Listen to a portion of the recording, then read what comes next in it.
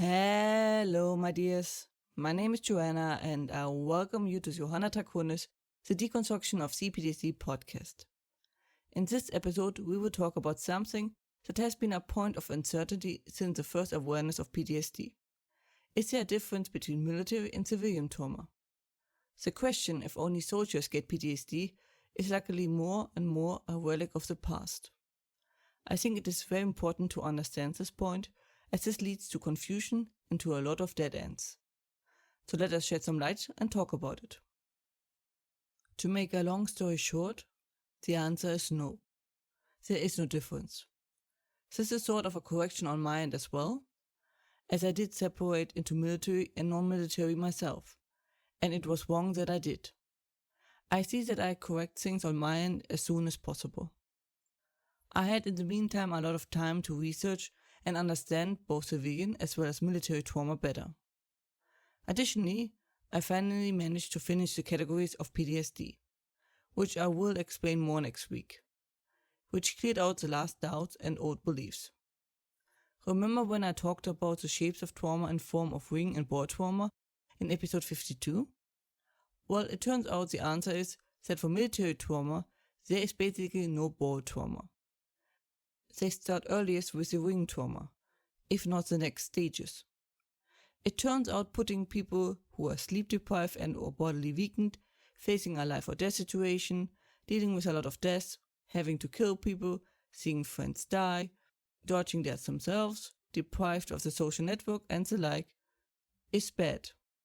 Especially for your mental health. Who knew? I am aware not everyone faces those issues, and might have faced different issues, but the underlying point is, the military is a high stress and pressure environment. I think we can all agree on that. So the problem with military trauma is that it starts in stage 2, so to speak. And many have trouble treating anything above ball trauma, if they can treat that at all. Especially the bigger ones. The thing is that civilian traumas can also go way beyond stage 1, the ball trauma, and often for the same reason. Their life being in danger, they are regularly facing lethal enemy, they suffer loads of bodily harm, and so on and so forth. Once you understand what a trauma is, what causes it, and how PTSD happens, it becomes pretty clear that it is the same mechanism. The military are just the ones looking out for it, and still doing a bit of a subpar job in offering good treatment. Those in the civilian sector who face it are mostly either children or civilians in war zones.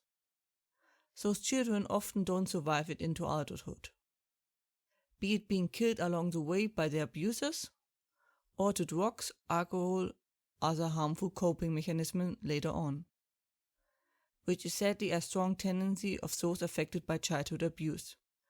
And to be honest, I really can't blame them. Both parties face often a strong taboo. The civilian ones regarding speaking ill of those who raised them, their family or something the like.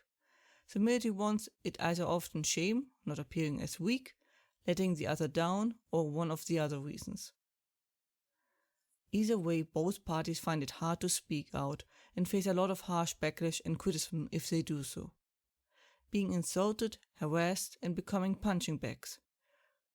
Which is why I don't recommend stepping out or saying anything unless you are prepared to take a full brunt of the attack. A point that makes the military trauma often worse without real reason is the stubbornness of the ones having it not wanting to admit something is wrong, and keep going on despite all the signs that something is very wrong. To not lose their connections.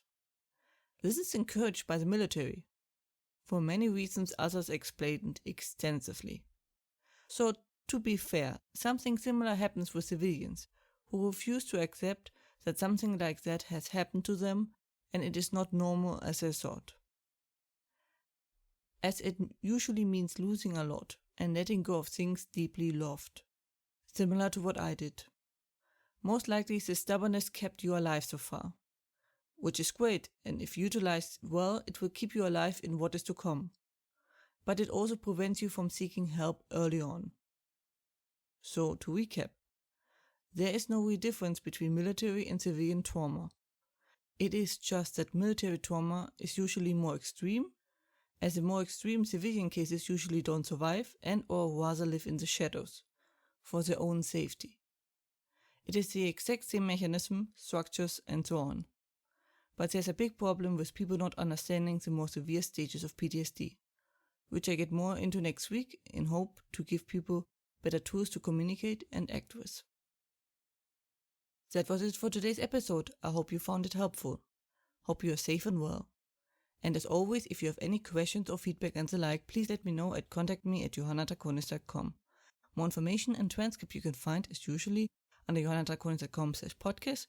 Information regarding therapy you can find under johannatakonis.com/therapy and links in the description. Hope to see you next time. Watch yourself and have a wonderful time.